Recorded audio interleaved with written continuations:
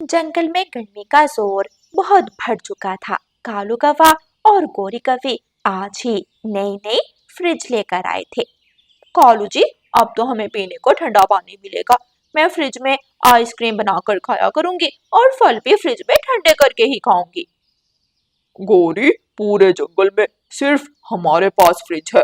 अगर कोई गरीब पक्षी बर्फ लेने आए तो बिल्कुल भी उसे बर्फ मत देना।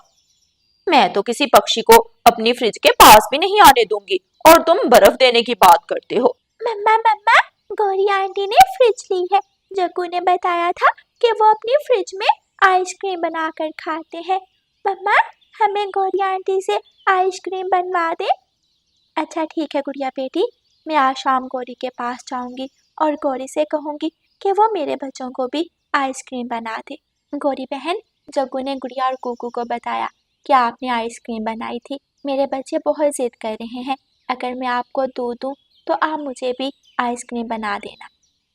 गौरी कभी थोड़ी देर सोचती है और फिर रानो चिड़िया से कहती है, ठीक है चिड़िया, अकेले दूध से आइसक्रीम नहीं बनेगी, कुछ शक्कर और फल भी ले आना। मैं तुम्हें ऐसी आइसक्रीम बनाकर दूंगी कि तुम्हारे बच्चे खुश हो जाएंगे। रानो चिड़िया अपने घर जाती है, बाल्टी उठाती है और स्वीटो बकरी के पास पहुंच जाती है। स्वीटो बकरी, मेरे बच्चे आइसक्रीम मांग रहे हैं, मुझे थोड़ा सा अपना दूध दो, मैंने बच्चों को आइसक्रीम बनाकर देनी है। ठीक है चिड़िया बहन, आ मेरा कुछ दूध निकाल ले और अपने बच्चों को मीठी आइसक्रीम बना कर दें।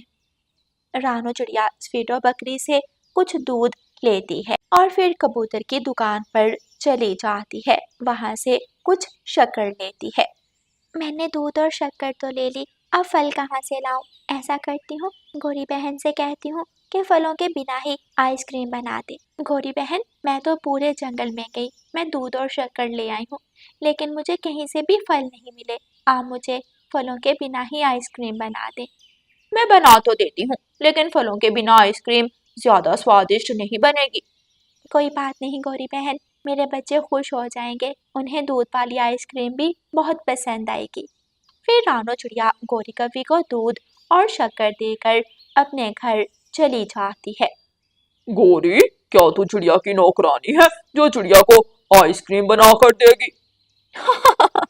कालू, मैं कोई पागल हूँ जो चिड़िया को आइसक्रीम बना कर दूं? ये आइसक्रीम तो मैं ही खाऊंगी। गौरी कवि दूध को उबाल देती है, शक्कर डालती है और फ्रिज में रख देती है। मम्मा, अब तक तो आइसक्रीम बन गई होगी, आप जाएं और गौरी आंटी से आइसक्रीम ले आए। हमारा आइसक्रीम खाने को बहुत दिल कर रहा है। हाँ बेटी, मैं जा रही हूँ, मैं अभी आती हूँ। आप दोनों बहन भाई घर में ही रहना। गौरी बहन, क्या आइसक्रीम बन गई? बच्चे आइसक्रीम मांग रहे थे। चिड़िया, क्या बताऊं, मैं तो दूध चूल्हे पर रखकर अंदर गई, एक बिल्ली आई और सारा दूध पी गई। ओहो, ये तो बहुत बुरा हुआ। अब मैं अपने बच्चों को क्या बताऊंगी? मेरे बच्चे तो आइसक्रीम का इंतजार कर रहे हैं। तुम कल मुझे और दूध ला देना, मैं तुम्हें कल आइसक्रीम बना दूंगी। अच्छा ठीक है, मैं बच्चों को कोई और चीज़ बना दूंगी। ऐसा ना हो कि कल भी बिल्ली आए और दूध पी जाए। रानो चिड़िया जानती थी कि गौरी कभी झूठ बोल रही है, इसलिए रानो चिड़िया चुपचाप वहां से चली जाती है। तोता अपने घर में बैठा हुआ था कि दरवाजे पर दस्तक होती है। तोता दरवाजा खोलता है तो बाहर तोते की बहन खड़ी थी। लाडो, मेरी बहन, मैं आपका ही इंतजार कर रहा था। गर्मी बहुत है, आ जाओ, जल्दी से अंदर आ जाओ। तोता अपनी बहन को घर में ले जाता है। भाई, बहुत मुश्किल से उठकर आई हूँ, बहुत ज्यादा गर्मी है, क्या ठंडा पानी मिलेगा? हाँ, क्यों नहीं, हमारे पड़ोस में काले कौवे फ्रिज लाए हैं। मैं अभी काले कौवों के घर से बर्फ लेकर आता हूँ और अपनी बहन को ठंडा लाल शरबत पिलाता हूँ। तोता गौरी कवि के घर जाता है। गौरी बहन, मेरी बहन मुझसे मिलने आई है, मैंने अपनी बहन को ठंडा लाल शरबत पिलाना है, मुझे थोड़ी सी बर्फ दे दो। तोते, मुफ्त में तो बर्फ नहीं मिलेगी, तुम ऐसा करो, जल्दी से मेरे लिए एक अमरूद ढूंढ कर लाओ, फिर मैं तुम्हें बर्फ दूंगी। गौरी बहन, दोपहर का वक्त है, गर्मी बहुत ज्यादा है, मैं आपको कल ला दूंगा, अब आप मुझे बर्फ दे दें। नहीं नहीं, ऐसे बर्फ नहीं मिलेगी, फ्रिज मुफ्त में नहीं चलती, हजारों रुपए बिजली का बिल आता है फ्रिज का। अच्छा ठीक है, मैं अभी आपके लिए मीठा अमरूद ढूंढ कर लाता हूँ। तोता जंगल जाता है, पेड़ पेड़ उड़ता है और फिर आखिर तोते को एक मीठा अमरूद मिल जाता है। तोता मीठा अमरूद लेकर गोरी कवि के पास आता है। शाबाश तोते, तुम तो बहुत अच्छे हो, बहुत जल्दी अमरूद ढूंढ लाए। लाओ ये अमरूद मुझे दे दो। गोरी कवि तोते से अमरूद लेती है और घर का दरवाजा बंद कर लेती है। गोरी गोरी, दरवाजा खोलो, तुमने अमरूद तो ले लिया, अब मुझे बर्फ भी दे दो।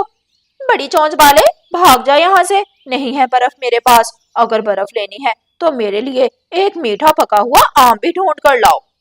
तोता काफी देर इंतजार करता है और फिर वहां से चला जाता है। माफ करना बहन, गोरी कवि ने मुझे बर्फ नहीं दी, मैं आपको नदी का ठंडा पानी लाकर शरबत बना देता हूँ। भाई मिठू, आपके पड़ोसी तो बहुत बुरे हैं। हमारे जंगल के पड़ोसी पक्षी तो हमेशा एक दूसरे की मदद करते हैं। ये कौवे ही कुछ ज्यादा बिगड़े हुए हैं, बाकी पक्षी तो एक दूसरे का ख्याल करते हैं। बुलबुल ने मीठी खीर बनाई थी। बुलबुल मीठी खीर लेकर गोरी कवि के पास जाती है। गोरी बहन, मेरे बच्चे कई दिनों से मीठी खीर मांग रहे थे, आज मैंने मीठी खीर बनाई है, थोड़ी देर के लिए मेरी मीठी खीर अपनी फ्रिज में रखकर ठंडी कर दो। अच्छा ठीक है, मैं तुम्हारी खीर ठंडी कर देती हूँ, लेकिन 1 घंटा लगेगा, थोड़ी देर बाद आना। मैं यहाँ बाहर पेड़ की डाल पर बैठकर इंतजार कर लेती हूँ। बुलबुल पेड़ की डाल पर बैठ जाती है और गोरी कवि खीर घर के अंदर ले जाती है। कालू कालू, जल्दी से आओ, तुम भी थोड़ी बुलबुल की मीठी खीर खा लो। मीठी खीर का सुनकर कालू कौवा छलांगे लगाता आता है और दोनों पति पत्नी बुलबुल की सारी खीर खा लेते हैं। बुलबुल बाहर पेड़ की डाल पर बैठी इंतजार कर रही थी कि वहाँ रानू चिड़िया आ जाती है। बुलबुल बहन, आप यहाँ क्यों बैठी हुई हैं? मैंने गोरी कवि की फ्रिज में अपनी खीर ठंडी होने के लिए रखी है, मैं इंतजार करने के लिए यहाँ बैठ गई। दरवाजे पर दस्तक दो और जल्दी से गोरी कवि से अपनी खीर ले जाओ, वरना वो काली कवि तुम्हारी खीर खा जाएगी। ये सुनकर बुलबुल जल्दी से दरवाजे पर आती है और दस्तक देती है। गोरी गोरी बहन, जितनी ठंडी हो गई उतनी ही बहुत है, आप मुझे मेरी खीर वापस दे दो। गोरी कवि दरवाजा खोलती है और झूठ मूठ का रोने लगती है। मैंने बहुत कोशिश की, बुलबुल बुलबुल, मैंने बहुत कोशिश की, लेकिन मैं देर से पहुंची। कमबख्त चूहा आया और तुम्हारी सारी खीर खा गया। क्या? ये तुम क्या कह रही हो गोरी? क्या तुम्हारी फ्रिज के दरवाजे में सुराख है जो चूहा खीर खा गया? नहीं, मैं फ्रिज में खीर रखकर दरवाजा बंद करना भूल गई और चूहा सारी की सारी ही खीर खा गया। झूठ बोल रही हो, तुम झूठ बोल रही हो, मुझे सब मालूम है, मुझे चिड़िया ने सब बता दिया है। तुम दूसरों की चीजें खा जाती हो, मुझसे भूल हो गई जो मैंने अपनी खीर तुम्हारी फ्रिज में रखी। कबूतर ने थोड़े थोड़े करके कुछ पैसे जमा किए थे। आज कबूतर बाजार से नई फ्रिज ले आता है। चिड़िया बहन, मैंने दुकान पर नई फ्रिज रखी है, अगर बर्फ की जरूरत हो तो मुझसे आकर ले जाना। तोते भाई, मैंने नई फ्रिज ली है, अगर कोई भी चीज ठंडी करनी हो तो मेरी फ्रिज में रख जाना। ये सुनकर सभी पक्षी बहुत खुश होते हैं। एक दिन बिजली का झटका लगता है और गोरी कवि की फ्रिज जल जाती है। कालू, हमारी फ्रिज तो जल गई, अब हम ठंडा पानी कहाँ से पिएंगे? मुझे तो फल भी ठंडे करके खाने की आदत पड़ गई है। कबूतर ने नई फ्रिज खरीदी है, जाओ गोरी, अपने फल कबूतर की फ्रिज में रखाओ, ठंडे होंगे तो शाम को मैं ले आऊंगा। गोरी कवि कबूतर के पास जाती है। भाई साहब, मेरी फ्रिज खराब हो गई, क्या आप मेरे फल अपनी फ्रिज में रख लेंगे? हाँ हाँ, क्यों नहीं, रख जाओ गोरी बहन, यह फ्रिज हम सब की है। जब गोरी जाती है तो तोता, कबूतर और रानो चिड़िया गोरी कवि के फल खा लेते हैं। कबूतर भाई, क्या मेरे फल ठंडे हो गए? लाएं, मुझे मेरे फल दे दें। क्या बताऊं गोरी कवि, मैं आपके फल फ्रिज में रखकर दरवाजा बंद करना भूल गया, एक बकरी आई और तुम्हारे सारे फल खा गई। क्या? ये कैसे हो सकता है? पीछे से बुलबुल बोलती है, जैसे मेरी ठंडी खीर चूहा खा गया था। सभी पक्षी हंसने लगते हैं और गौरी कवि तुम दबाकर वहां से भाग जाती है।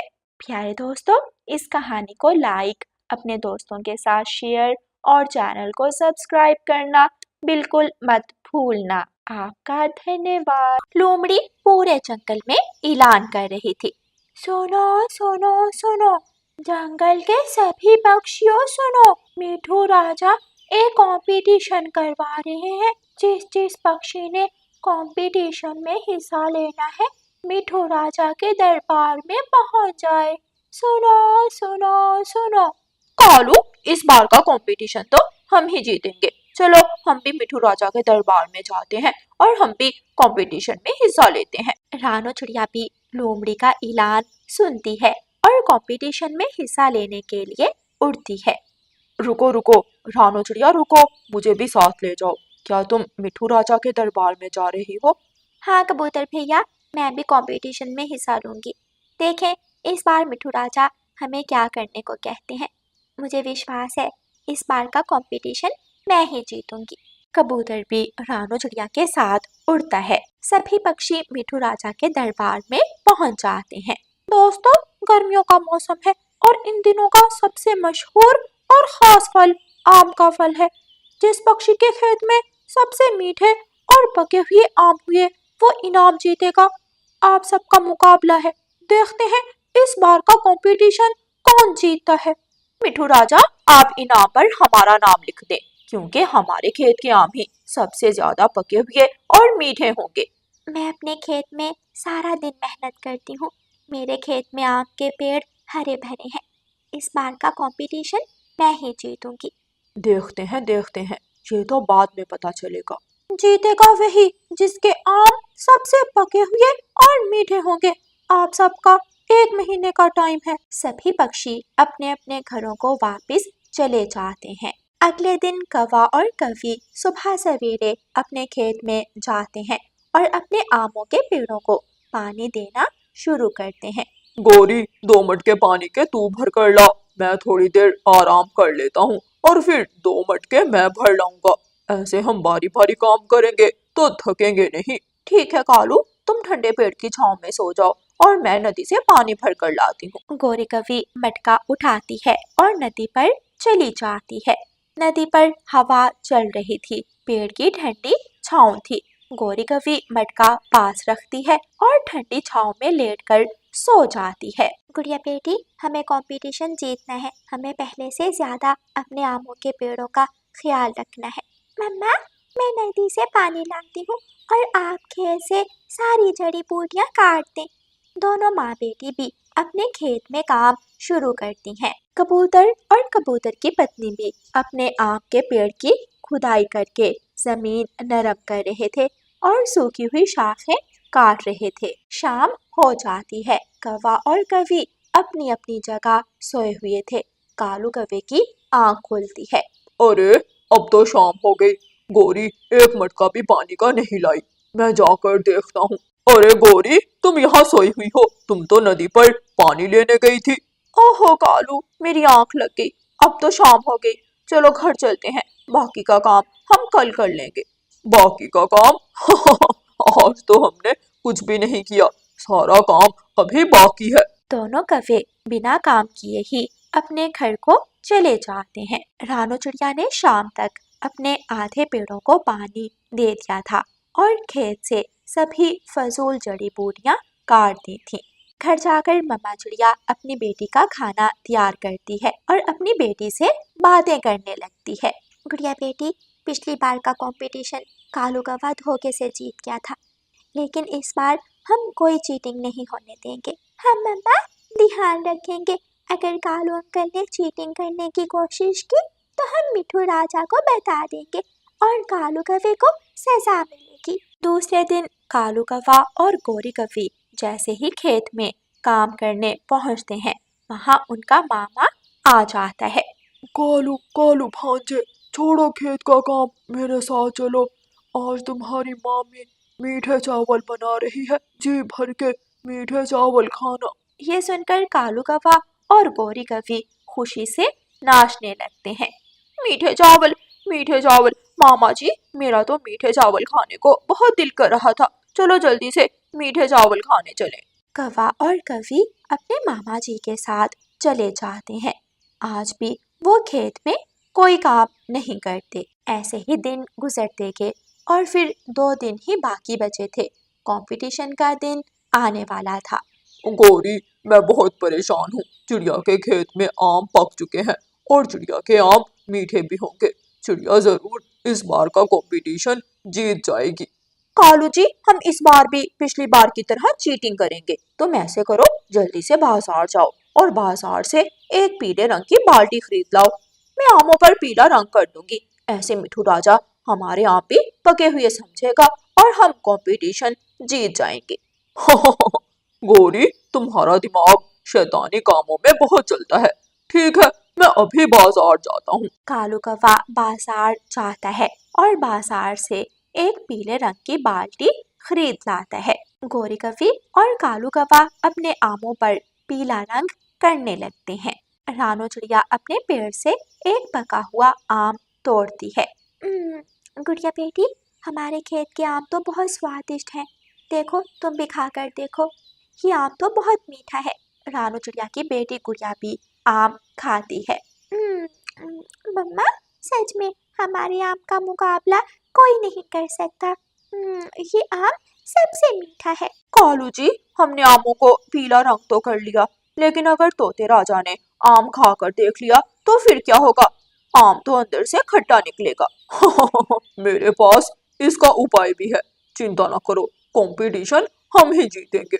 फिर कालू कौवा पानी में शक्कर घोलता है और शक्कर वाले पानी का एक एक टीका सभी आमों को लगाने लगता है। 2 दिन भी गुजर जाते हैं। कंपटीशन का दिन आ जाता है।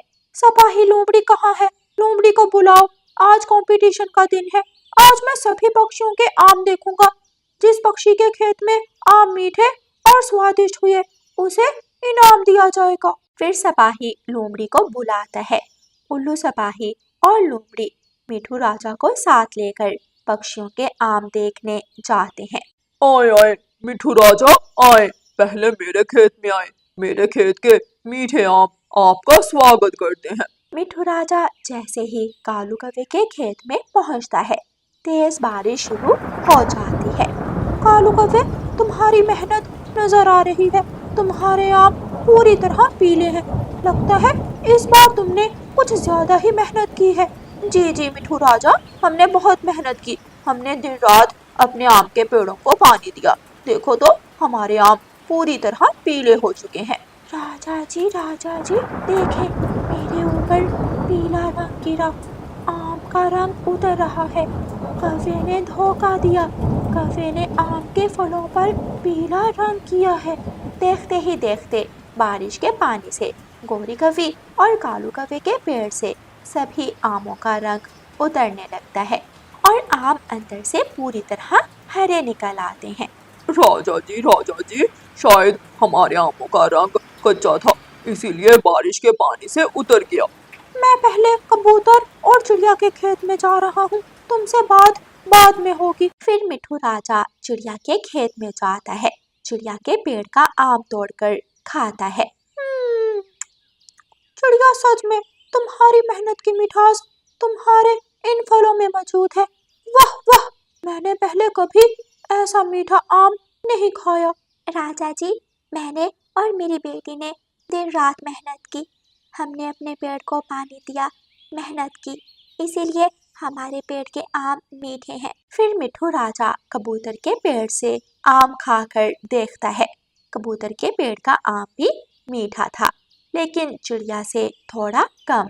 मिठू राजा सभी पक्षियों को अपने दरबार में बुलाता है। कालू कौवा और गोरी कौवी सर झुकाए खड़े थे। इस बार सबसे मीठे आम रानो चिड़िया के थे, इसलिए पहला इनाम रानो चिड़िया को दिया जाता है। लोमड़ी सिक्कों की भरी थैली रानो चिड़िया को दे देती है। दूसरा इनाम कबूतर को मिलता है, क्योंकि कबूतर के आम भी काफी अच्छे थे। और सपाही, इन दोनों कौवों को पकड़ लो। इन्होंने मुझे धोखा देने की कोशिश की और इन्हें जेल में बंद कर दो। सिपाही गौरी कवि और कालू कव्वे को पकड़कर जेल में बंद कर देता है। दोनों कव्वे जेल में रो रहे थे और अपने किए पर पछता रहे थे। कालू, अगर हम मिठू राजा को धोखा देने की कोशिश ना करते तो हम सिर्फ हारते, लेकिन हमने धोखा देकर अपना नुकसान किया और हमें जेल में आना पड़ा। हाँ गौरी, सच्ची बात है। जो दूसरों को धोखा देता है हमेशा नुकसान उठाता है। प्यारे दोस्तों, इस कहानी को लाइक, अपने दोस्तों के साथ शेयर और चैनल को सब्सक्राइब करना बिल्कुल मत भूलना। आपका धन्यवाद।